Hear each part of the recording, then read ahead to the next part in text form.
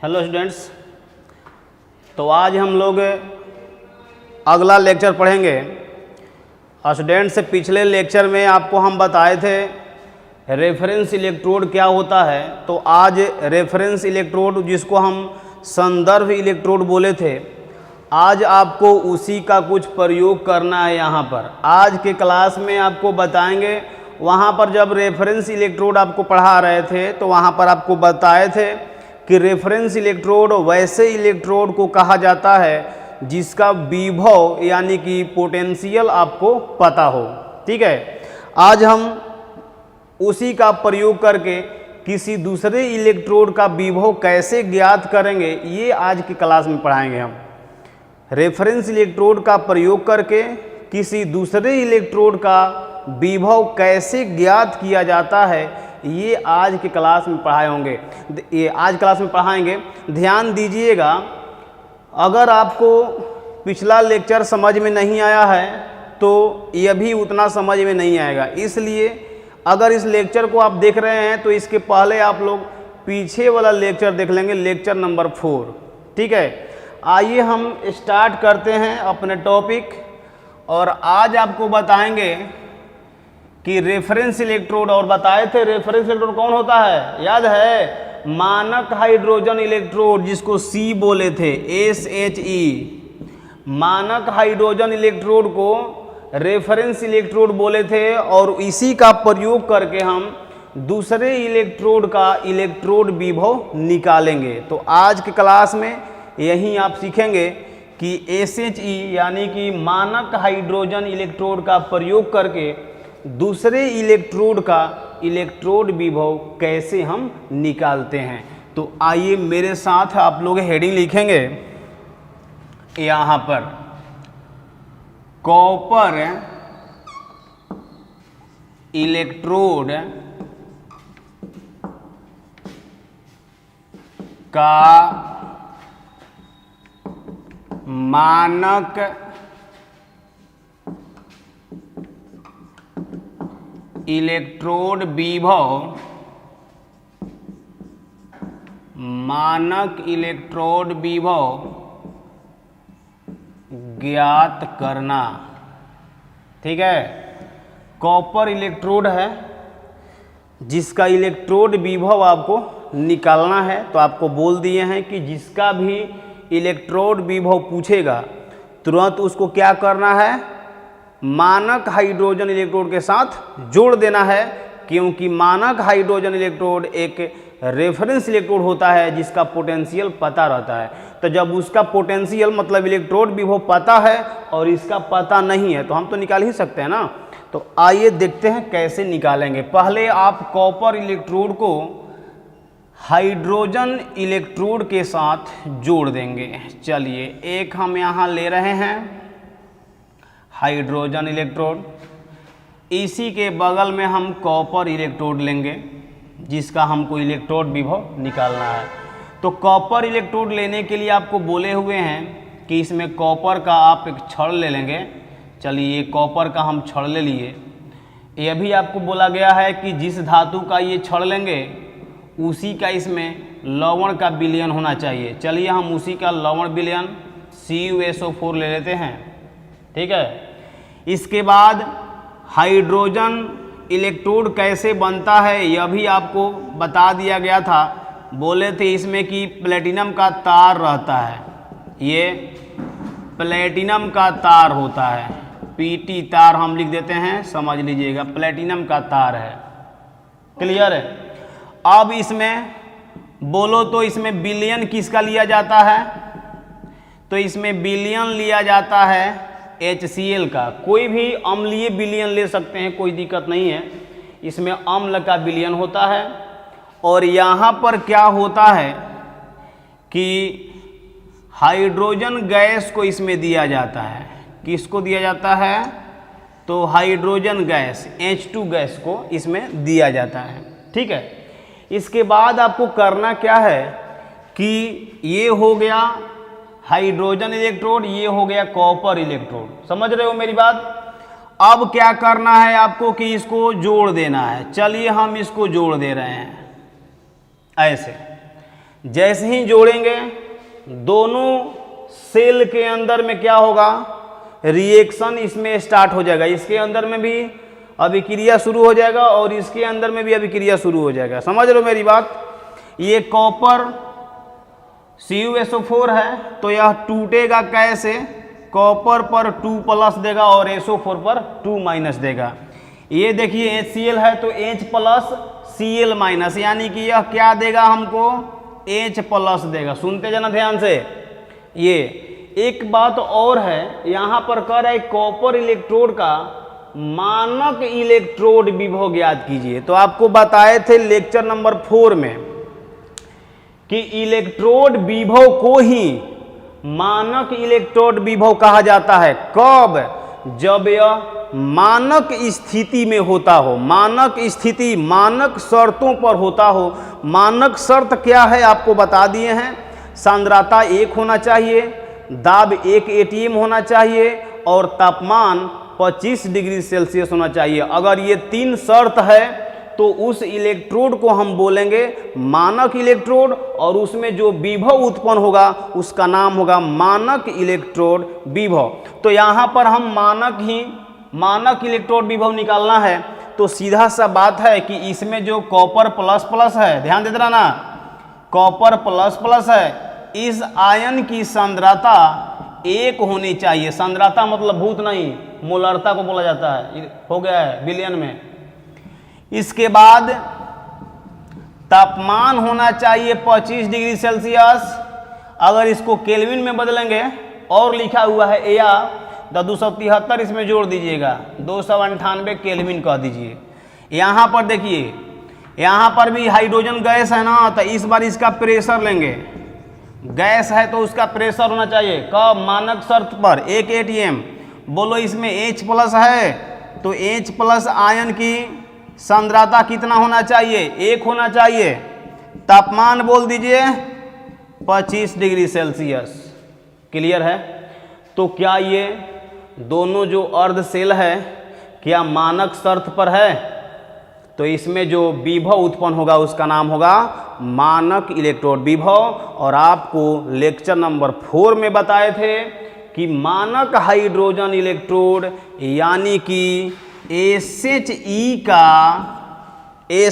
का मानक इलेक्ट्रोड विभव 0 होता है। अगर आप लोग लेक्चर नंबर 4 देखे होंगे तो आपके लिए ये आसान है, अदरवाइज आपके बस की बात नहीं है। ठीक, मानक हाइड्रोजन इलेक्ट्रोड का मानक इलेक्ट्रोड विभव 0 लिया जाता है। तो जब इसका 0 हो गया तो इसका हम निकाल नहीं देंगे, वहीं तो पूछा है कॉपर इलेक्ट्रोड का निकालिए। समझ रहे हो।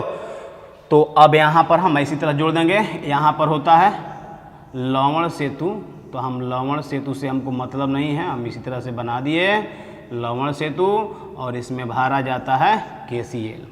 चलिए अब हम आ रहे हैं इलेक्ट्रोड विभव निकालना। ठीक, ध्यान दीजिएगा, ये वोल्ट मीटर लगा होता है और ये वोल्ट मीटर आपको यहाँ रीडिंग बताता है और ये रीडिंग बता रहा है, यहाँ पर वोल्ट मीटर रीडिंग दे रहा है 0.34 वोल्ट। और एक बात ध्यान दीजिएगा, ये 0.34 वोल्ट जो यहाँ बता रहा है ये क्या बता रहा है, अंतर बता रहा है। समझ रहे हो, विभवांतर, विभव में अंतर। तो ये विभवांतर है ना। और बोले थे आपसे लेक्चर नंबर 4 में कि जो विलयन और क्षण के बीच विभवांतर उत्पन्न होता है उसी का नाम क्या होता है, ई सेल, जिसको क्या बोले थे हम, विद्युत वाहक बल। तो अगर लेक्चर नंबर 4 अभी तक नहीं देखे हैं तो बार बार आपसे हम बोल रहे हैं पहले उसको देखेंगे, उसके बाद ही आप आएंगे इस लेक्चर में, नहीं तो फिर आपको दिक्कत होगा, आगे और रास्ता कठिन होने वाला है। ठीक है, तो आइए, ये मानक है ना, मानक शर्त पर है, तो इस बार हम इसको लिखेंगे यहाँ पर, ध्यान देना, मानक ई सेल बराबर। ठीक है, आपको बोले थे एनोड का ऑक्सीकरण विभव। हाँ, एक बात और है कि आप कैसे पता करेंगे कि इसमें एनोड कौन है, तो आपको बोले थे पहले ही कि आप ऐसे देख करके नहीं बता सकते हैं कि इसमें एनोड कौन है और कैथोड कौन है, ये प्रयोग के द्वारा निकाला जाता है। तो प्रयोग के द्वारा अगर निकालेंगे तो आपको पता नहीं होगा, हमको पता है कि मानक हाइड्रोजन इलेक्ट्रोड जो होता है ना, यह काम करता है एनोड का, और कॉपर वाला जो काम करता है वो काम करता है कैथोड का। अभी थोड़ा सा धीरज रखेंगे, थोड़ा सा टाइम लगेगा, बाद में 1-2 क्लास के बाद आपको एक ऐसा मंत्र बताएंगे कि आपको अगर कह दिया जाए कि कॉपर और हाइड्रोजन है तो आप देखेंगे और बता देंगे कि इसमें एनोड कौन है और कैथोड कौन है, समझे। तो थोड़ा सा टाइम लगेगा, अभी 2 लेक्चर बाकी है, उसके बाद आपको हम एक मंत्र बताएंगे कि आप देखेंगे, ये प्रयोग के द्वारा बताना है। हम जब मान लीजिए कि परीक्षा में पूछ दिया तो हम वहाँ प्रयोग करेंगे नहीं ना, तो आपको मंत्र एक बताएंगे कि आप कॉपर और हाइड्रोजन अगर दे दिया और पूछ देगा आपसे कि एनोड कौन है कैथोड कौन है, आप बता देंगे तुरंत, समझे। फिलहाल अभी बता रहे हैं क्या कि प्रयोग के द्वारा निकाला जाता है, अभी ज़्यादा क्या बताना है, बाउंस कर जाएगा, ठीक है, क्लियर है। एनोड पर क्या होता है, ऑक्सीकरण, समझ रहे हो, तो इसका चाहिए ऑक्सीकरण विभव। इसमें कैथोड पर क्या होता है, अवकरण, तो इसमें इसका चाहिए अवकरण विभव। तो हम आइए, स्टैंडर्ड है, मानक है, तो मानक यहाँ लिखेंगे हम, समझे। यहाँ लिखेंगे ऐसे, एनोड का मानक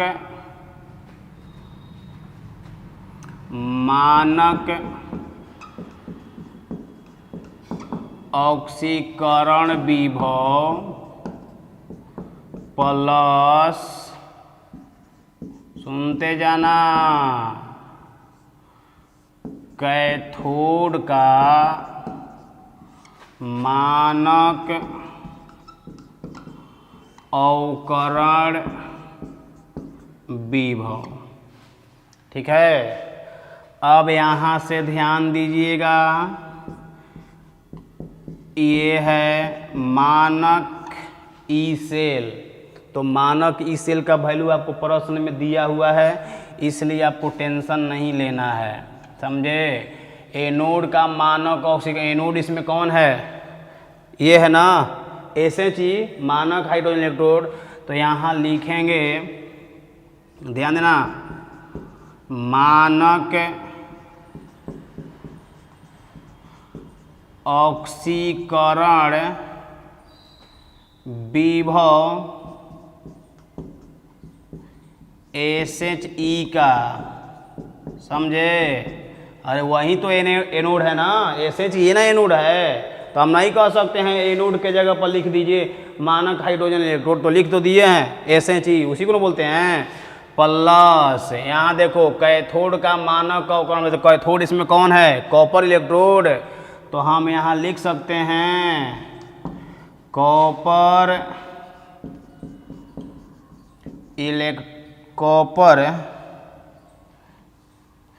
इलेक्ट्रोड, कॉपर इलेक्ट्रोड का मानक अवकरण विभव, क्लियर है। तो आइए यहाँ पर एक लाइन और, ये दिया हुआ है प्रश्न में 0.34, तो यहाँ लिखेंगे 0.34। अब देखो, आपको बोले थे कि मानक हाइड्रोजन इलेक्ट्रोड का मानक इलेक्ट्रोड विभव 0 होता है, तो ध्यान दीजिएगा, मानक इलेक्ट्रोड विभव, तो इलेक्ट्रोड विभव 2 तरह का होता है, एक अवकरण, दूसरा ऑक्सीकरण, तो दोनों 0 होगा इसका, समझ लो मेरी बात। तो यहाँ मानक ऑक्सीकरण विभव क्या, SHE का क्या होगा, 0 होगा, तो इस महाशय को हम यहाँ 0 कर देंगे, बोलो, प्लस यहाँ पे आएंगे कॉपर इलेक्ट्रोड का, तो आप लिखेंगे कॉपर इलेक्ट्रोड का, क्या लिखेंगे, मानक अवकरण विभव, ठीक है। तो यहाँ से हम निकाल दिए कॉपर इलेक्ट्रोड का मानक अवकरण विभव कितना आएगा 0.34। अब ध्यान दीजिएगा, आपसे बोले थे पिछले लेक्चर में कि अगर अवकरण विभव का मान 0.34 दिया है और आपसे कह दे कि कॉपर इलेक्ट्रोड का ऑक्सीकरण विभव बताइए, तो कहिएगा, आपको बोले थे कि दोनों का मान क्या होता है, बराबर होता है, लेकिन एक धनात्मक तो दूसरा क्या होगा, ऋणात्मक। देखिए ये किसमें है, धनात्मक है। तो अगर पूछ देगा कॉपर इलेक्ट्रोड का ऑक्सीकरण विभव, तो आप कहिएगा कि इतना ही होगा, लेकिन यहाँ पर माइनस लगा दीजिएगा। ठीक है, तो आप ऐसा काम कीजिए कि इसको जल्दी से स्क्रीनशॉट लीजिए। हो गया, चलिए, तो उसको हम फिर से आपको हम लिख दे रहे हैं ऊपर में, उसको भी आप लोग जल्दी से लिख लेंगे। चलो देखो, कॉपर इलेक्ट्रोड का मानक अवकरण विभव यहाँ लिखेंगे,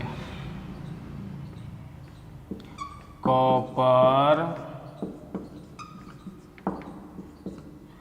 इलेक्ट्रोड का मानक अवकरण विभव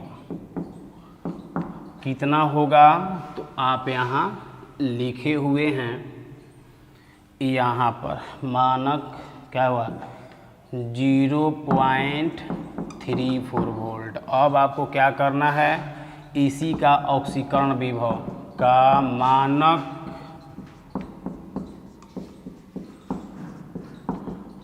ऑक्सीकरण विभव इतना ही होगा, लेकिन माइनस में लगा देना है।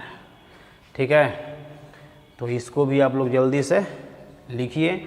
इसके बाद हम आ रहे हैं इलेक्ट्रोड विभव को प्रभावित करने वाले कौन कौन से कारक होते हैं।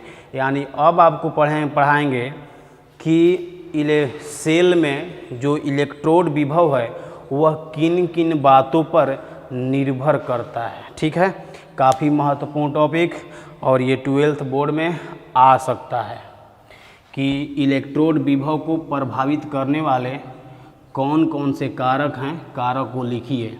ठीक है, तो अगला हेडिंग वही है, माइंड आप लोग यहीं रखेंगे, और बार बार आप लोग कॉपी का रिवीजन करते रहिए, नहीं तो फिर दिक्कत होने वाला है, समझे। अगर अभी से ही ध्यान आप लोग नहीं देंगे तो फिर बाद में प्रॉब्लम होगा आपके लिए। आइए चलते हैं यहाँ पर, इलेक्ट्रोड विभव को यहाँ लिखते हैं,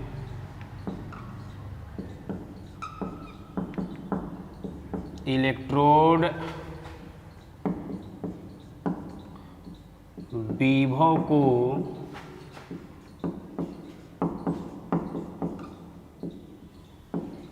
प्रभावित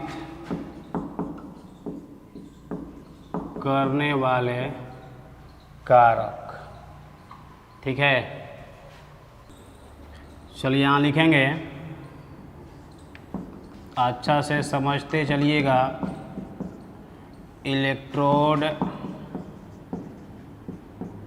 विभव को प्रभावित करने वाले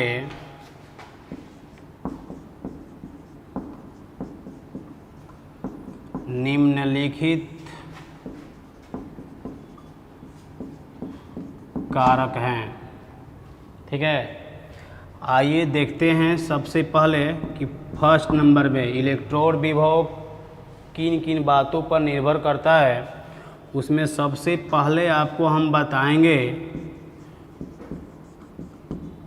इलेक्ट्रोड की प्रकृति पर। इलेक्ट्रोड की प्रकृति, ये तो उतना समझ लोगे आप लोग।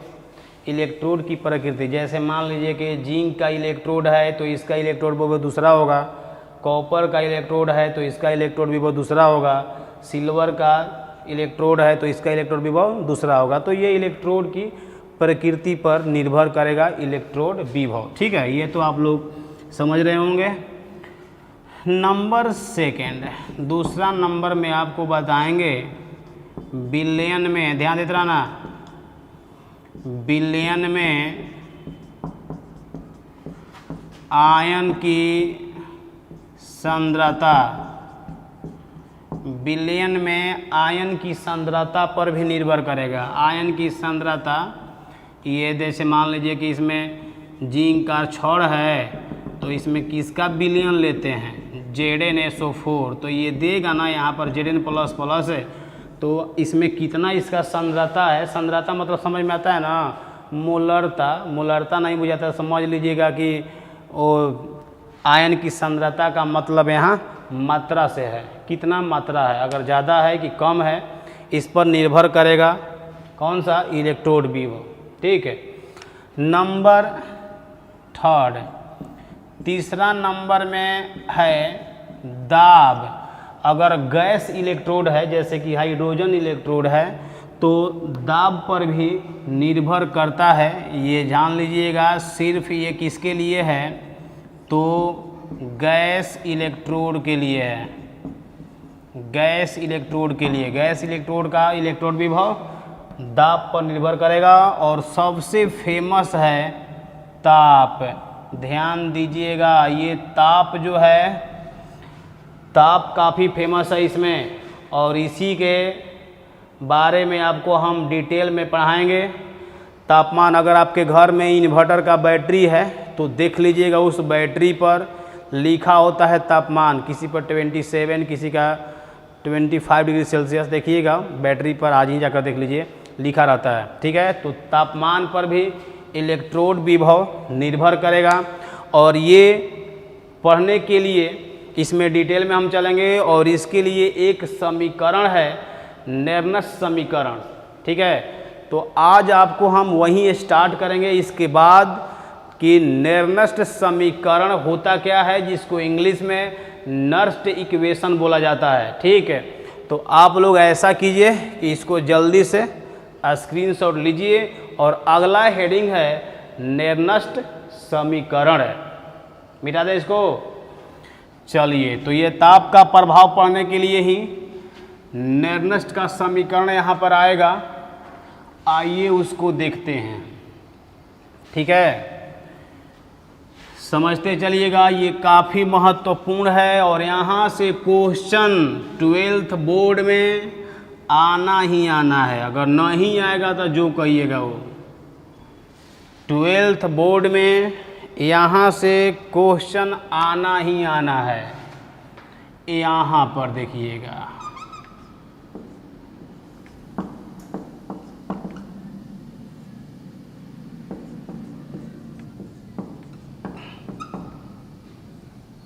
नेर्नस्ट समीकरण, जिसको इंग्लिश में नर्स्ट इक्वेशन बोलते हैं। ठीक है, ध्यान दीजिएगा, नेर्नस्ट साहब इलेक्ट्रोड विभव और विलयन के सांद्रता के बीच संबंध स्थापित करने के लिए एक समीकरण दिए हैं, जिसका नाम होता है नेर्नस्ट समीकरण। विलयन की सांद्रता और इलेक्ट्रोड विभव के बीच संबंध स्थापित करने के लिए एक समीकरण प्रस्तुत किए हैं, जिसको हम बोलते हैं नेर्नस्ट का समीकरण। यहीं दिए थे, इसलिए इसका नाम उन्हीं के नाम पर रख दिया गया। आइए यहाँ लिखते हैं, यहाँ पर नेर्नस्ट ने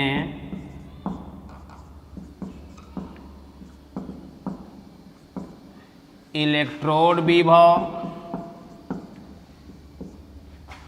तथा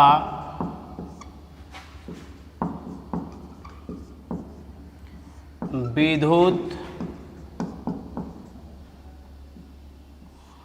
अपघट्य के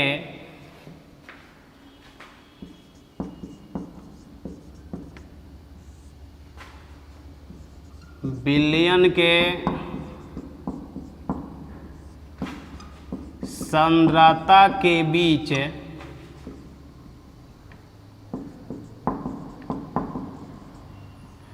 संबंध स्थापित करने के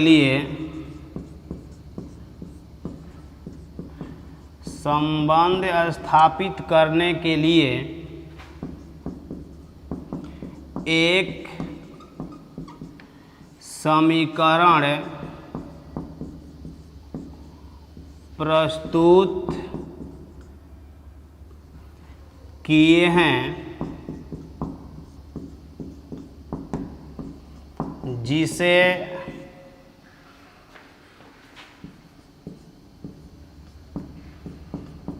निर्दिष्ट समीकरण कहते हैं।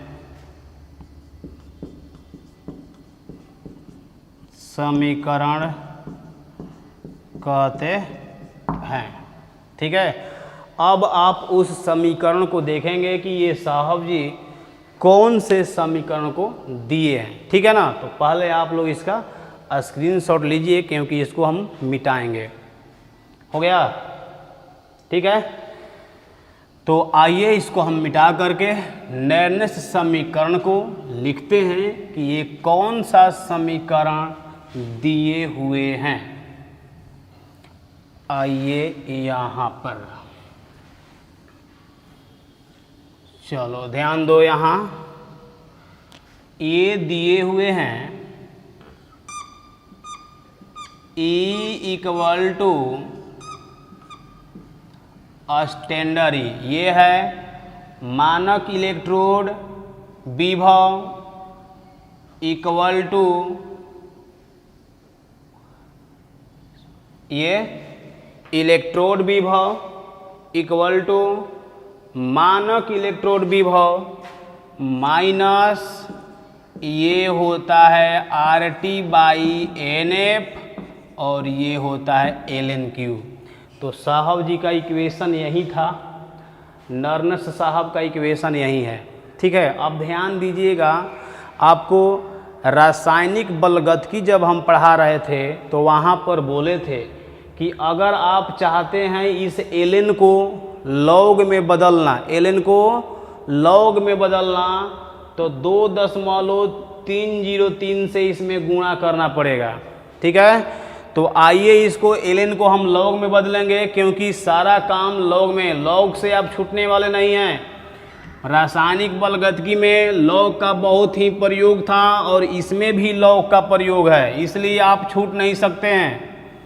तो यहाँ पर आइए, इलेक्ट्रोड विभव इक्वल टू मानक इलेक्ट्रोड विभव माइनस ln को बदलना है लॉग में, तो इसमें मल्टीप्लाई करो 2.303 RT/NF। अब ये बोलो log/Q, और यही है इक्वेशन जो आपको याद करना है। नर्नेस्ट साहब का इक्वेशन यही आपको याद करना है, इसको नहीं, इसको याद करना है।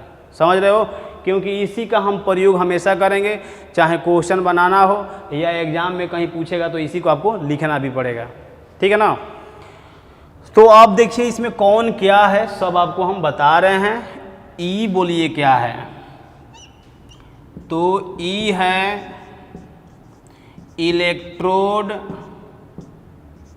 विभव, सब आपको बता देते हैं, याद रखिएगा। इलेक्ट्रोड विभव है। ई नॉट बोलो, ई नॉट क्या है, तो इसमें सिर्फ मानक लगा दीजिएगा, मानक इलेक्ट्रोड विभव। ठीक है। इसके बाद आर जाना पहचाना नाम है गैस स्थिरांक। गैस स्थिरांक जिसका मान आप लोग याद किए होंगे 8.314 जूल पर मोल पर केल्विन। नहीं याद है तो याद रख लीजिए इसको, यह भी रासायनिक बलगतिकी में आया था, सब कुछ आया हुआ है, इसीलिए उसके बाद आया है ये चैप्टर। टी तो आप जानते हैं ना क्या है, तापमान है। और ध्यान दीजिएगा तापमान ये किस में होना चाहिए? केल्विन में होना चाहिए। ये तापमान डिग्री सेल्सियस में नहीं, केल्विन में होना चाहिए। यहाँ पर एन देखिए, एन किसी भी अभिक्रिया में स्थानांतरित इलेक्ट्रॉनों की संख्या है। यानी आप कह सकते हैं कि किसी अभिक्रिया में त्याग होने वाले या ग्रहण होने वाले इलेक्ट्रॉनों की संख्या है। समझ रहे हो? ऑक्सीकरण होगा तो इलेक्ट्रॉन का त्याग करेगा, तो इलेक्ट्रॉनों की त्याग की संख्या। अगर अवकरण होगा तो इलेक्ट्रॉनों को लेगा, तो उस केस में क्या कहेंगे? इलेक्ट्रॉनों की ग्रहण करने की संख्या। ठीक है, तो हम दोनों को मिलाकर के एक ही बात लिखेंगे और यहाँ लिखेंगे स्थानांतरित इलेक्ट्रॉनों की संख्या। स्थानांतरित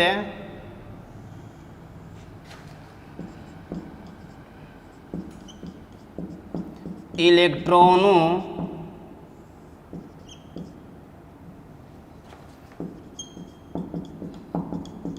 की संख्या। ठीक है, एफ देखिए, एफ फैराडे स्थिरांक है।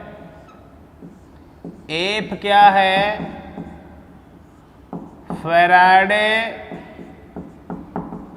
स्थिरांक, जिसका मान आप लोग याद रखिएगा, क्योंकि ऑब्जेक्टिव में एक नंबर के क्वेश्चन में इसको डायरेक्ट पूछ देता है कि फैराडे स्थिरांक का मान इसमें कौन सही है। समझ रहे हो? तो ध्यान दीजिएगा, फैराडे स्थिरांक का अगर आप देखेंगे एक्यूरेट वैल्यू, मतलब पूरा सही वैल्यू, तो ये होता है 96,487। समझ रहे हो? ये कूलम्ब पर मोल, लेकिन इसको हम न्यूमेरिकल में यूज करेंगे 96,500 कूलम्ब पर मोल। और आप इसको याद रखेंगे, क्योंकि न्यूमेरिकल में हम इसी को यूज करेंगे। इसको याद नहीं रखना है, इसको याद रखना है 96,500 कूलम्ब पर मोल। समझ रहे हो? इसको याद रखिएगा। और एक और बच गया Q। ध्यान दीजिएगा, इसमें दिक्कत हमको होगा Q निकालने में। Q निकालने में ही दिक्कत होगा, जिसको हम बोलते हैं अभिक्रिया भागफल। अभिक्रिया भागफल इसको बोलते हैं। ठीक है, तो ये आप जल्दी से लिख लीजिए। और इसके बाद ध्यान दीजिएगा, ये मानक इलेक्ट्रोड विभव का मान प्रश्न में दिया रहेगा। R का मान आप याद रखिएगा। तापमान आपको बताएंगे, तापमान भी क्वेश्चन में देगा। अभिक्रिया को देख करके पता लगा लीजिएगा कि उस अभिक्रिया में कितना इलेक्ट्रॉन का स्थानांतरण हो रहा है। ये है फैराडे स्थिरांक या नियतांक, जिसका मान हम याद करवा दिए हैं 96,500 कूलम्ब पर मोल Q। और यही निकालने में आपको दिक्कत होगा। Q का मान निकालने में आपको दिक्कत होगा। तो पहला नंबर तो यहाँ लिख दिए, अभिक्रिया भागफल होता है। तो अभिक्रिया भागफल Q निकाला कैसे जाता है, सबसे महत्वपूर्ण बात यही है। ठीक है, तो आपको ये सारा समझ में आ गया होगा। इसमें कौन क्या है? E बराबर E0 माइनस 2.303 RT बट्टा में NF log Q। ये आपका हो गया नेर्नस्ट का समीकरण। अब इसमें कौन क्या है आपको सारा कुछ यहाँ दे दिया गया है। दिक्कत होगा हमको Q निकालने में अभिक्रिया भागफल, तो दिक्कत नहीं है। आइए हम देखते हैं अभिक्रिया भागफल किसी भी अभिक्रिया का हम कैसे निकालते हैं। ठीक है, तो अगला हेडिंग वही है। कृपया जल्दी से इसका आप स्क्रीनशॉट लीजिए। हो गया? चलिए, हो गया। तो अगला हेडिंग यही है, अभिक्रिया भागफल। आप लोग 11th क्लास में अगर पढ़े होंगे तो ये 11th क्लास में था। अब आपके गुरुजी लोग पढ़ाए हों या नहीं उसका बात अलग है, हम अपने 11th वाला बैच में पढ़ाए थे। तो आइए इसको हम मिटा दे रहे हैं और अगला हेडिंग है अभिक्रिया भागफल। मेरे साथ समझते रहिएगा, बहुत ही आसान है जी, हार्ड है, हार्ड नहीं है, आसान है। अभिक्रिया भागफल इसको हम Q से सूचित करते हैं तथा साम्य स्थिरांक इसको हम Kc लिखते हैं। ध्यान दीजिएगा यहाँ पर अभिक्रिया भागफल और साम्य स्थिरांक ये दोनों का लिखने का तरीका एक ही है, थोड़ा सा अंतर है दोनों में। समझ रहे मेरी बात जो बोल रहे हैं? अभिक्रिया भागफल और साम्य स्थिरांक दोनों का लिखने का तरीका एक ही है, दोनों में थोड़ा सा अंतर है। वो आइए देखते हैं। जैसे कोई अभिक्रिया यहाँ आपको लिखा रहेगा, अरे एग्जाम में अभिक्रिया देगा तभी तो आप अभिक्रिया भागफल निकालेंगे, अभिक्रिया ही नहीं है तो फिर कैसे होगा सेल अभिक्रिया। तो आइए कोई हम अभिक्रिया लेते हैं, चलिए अभिक्रिया हम ले लेते हैं A B, ये रिवर्सिबल अभिक्रिया है। रिवर्सिबल समझते हो ना, ये दोनों साइड से होने वाला अभिक्रिया है। C plus D। चलिए अभिक्रिया ले लिए। अब आपसे कहेगा अभिक्रिया भागफल लिखिए इसका। ध्यान दीजिएगा, अभिक्रिया भागफल हो या साम्य स्थिरांक हो, दोनों को लिखने का तरीका एक ही है। प्रतिफल यानी कि उत्पाद की सांद्रता और बाटा में अभिकारक की सांद्रता होगा। तो आइए लिखेंगे हम यहाँ, ध्यान दीजिएगा, अभिक्रिया भागफल Q। चलिए यहाँ हम Q लिखते हैं, उत्पाद की सांद्रता क्या होता है जी, उत्पाद की सांद्रता और बाटा में क्या होता है, अभिकारक की सांद्रता। ठीक है, ये होता है। ध्यान दीजिएगा, उत्पाद की सांद्रता, उत्पाद कौन कौन है, C और D है ना, तो आप दोनों लिखिएगा ऊपर में। C की सांद्रता और इसका गुणांक होता है, ये घात में आता है, आपको शुरू से ही बता रहे हैं। ये D है तो लिखेंगे D की सांद्रता और इसका गुणांक D है तो वो घात में आता है, हो गया उत्पाद की सांद्रता।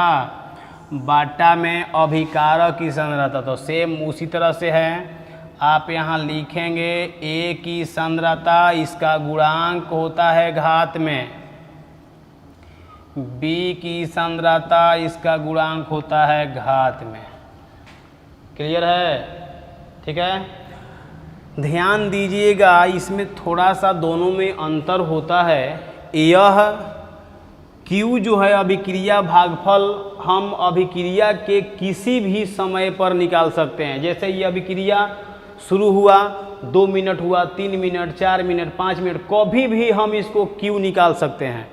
लेकिन साम्य स्थिरांक यानी Kc का मान हम इस अभिक्रिया में तभी निकालेंगे जब अभिक्रिया साम्य अवस्था में आ गया है। साम्य अवस्था मतलब समझते हो?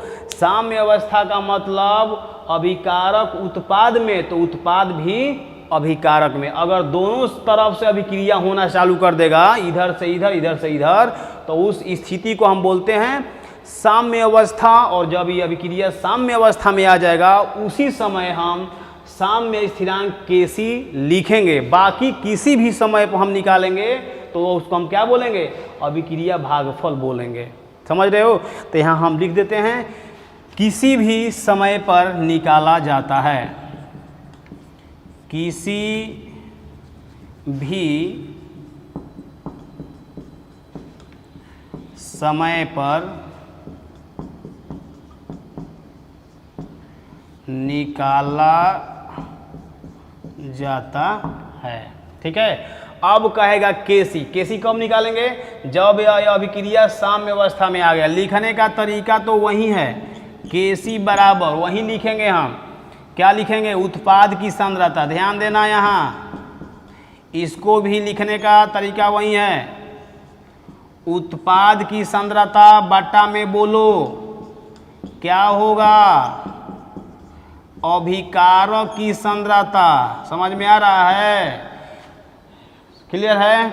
उत्पाद है सी, तो यहाँ पर भी हम लिखेंगे वही बात, सी की सांद्रता, डी की सांद्रता, इसका गुणांक घात में लिखते चलिए, बटा में ए की सांद्रता और क्या लिखेंगे?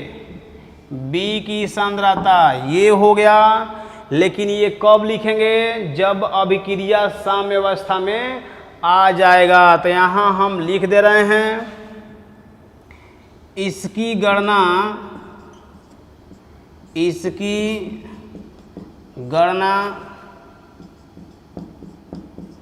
सिर्फ साम्य अवस्था में किया जाता है। ठीक है, तो समझ गए दोनों में क्या अंतर है ना? ये कभी भी हम निकाल सकते हैं, यह सिर्फ कब निकालेंगे? जब यह अभिक्रिया साम्य अवस्था में आ जाएगा।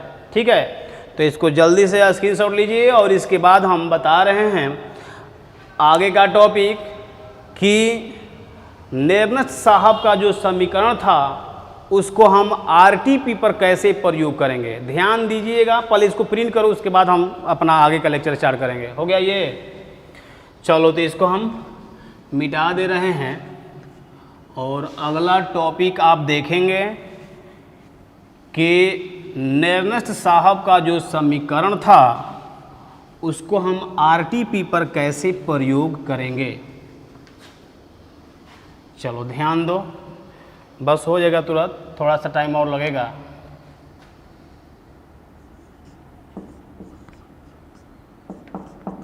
नेर्नस्ट समीकरण का आरटीपी पर प्रयोग, आरटीपी पर प्रयोग कैसे करेंगे? ध्यान दीजिएगा, आरटीपी का मतलब room temperature and pressure. Room temperature and pressure तो आप लोगों को पता है तो ठीक है, नहीं पता है तो कोई बात नहीं। Room temperature and pressure, room temperature 25 degree Celsius. अगर आप चाहते हैं इसको केल्विन में बदलना तो 273 इसमें जोड़ दीजिएगा। आप लोगों को पता होगा 273 जोड़ेंगे तो 298 केल्विन आएगा। ठीक है, room temperature and pressure, pressure दाब, तो इसमें प्रेशर कितना होता है? 1 atm होता है। ठीक है, तो ध्यान दीजिएगा, आपको बोले थे कि अगर ताप को आप चेंज करते हैं, ताप को आप बदलते हैं तो इलेक्ट्रोड विभव का मान बदलता है। यानी इलेक्ट्रोड विभव तापमान पर निर्भर करता है, तुरंत लिखवाए हैं। इसलिए नेर्नस्ट समीकरण भी तापमान पर निर्भर करेगा। समझ रहे हो ना? इसीलिए आपको बोल दिया कि कितना तापमान पर हम पढ़ेंगे। आपको सिर्फ किस पर पढ़ना है? आरटीपी पर। यानी कि नेर्नस्ट समीकरण सिर्फ और सिर्फ 25 डिग्री सेल्सियस पर आपको पढ़ना है बस। बाकी तो तापमान तो चेंज करते चलिएगा तो इलेक्ट्रोड भी बहुत चेंज ही होते चलेगा, तो हम कितना पढ़ते रहेंगे। समझ रहे हो? इसलिए कह दिया कि नेर्नस्ट समीकरण किस पर पढ़ना है? 25 डिग्री सेल्सियस पर। तो आइए, नेर्नस्ट समीकरण क्या होता है आपको बताए गए हैं। E = स्टैंडर्ड 2.303 RT/NF और ये log Q। समझ रहे हो? इसमें तापमान किस में होता है? केल्विन में होता है। R का मान आपको बता दिया गया है 8.314। ठीक है, N स्थानांतरित इलेक्ट्रॉन की संख्या है, F क्या है? फैराडे नियतांक है। तो अगर हम सारा कुछ वैल्यू यहाँ रखते हैं, ध्यान देते रहना, R का मान रखो, तापमान केल्विन में तो यहाँ दे दिया है 298 केल्विन, F का मान 96,500। तो ये अगर रखते हैं सारा कुछ तो इसका मान आएगा ई बराबर स्टैंडर्ड ए 0.0591 आएगा, और बटा में ये एन है तो एन रख दीजिएगा, और ये log Q।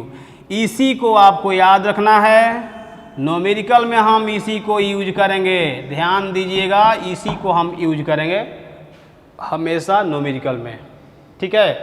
तो आप लोग ऐसा कीजिए, इसको जल्दी से प्रिंट कर लीजिए, और आज का क्लास हम यहीं पर स्टॉप करेंगे।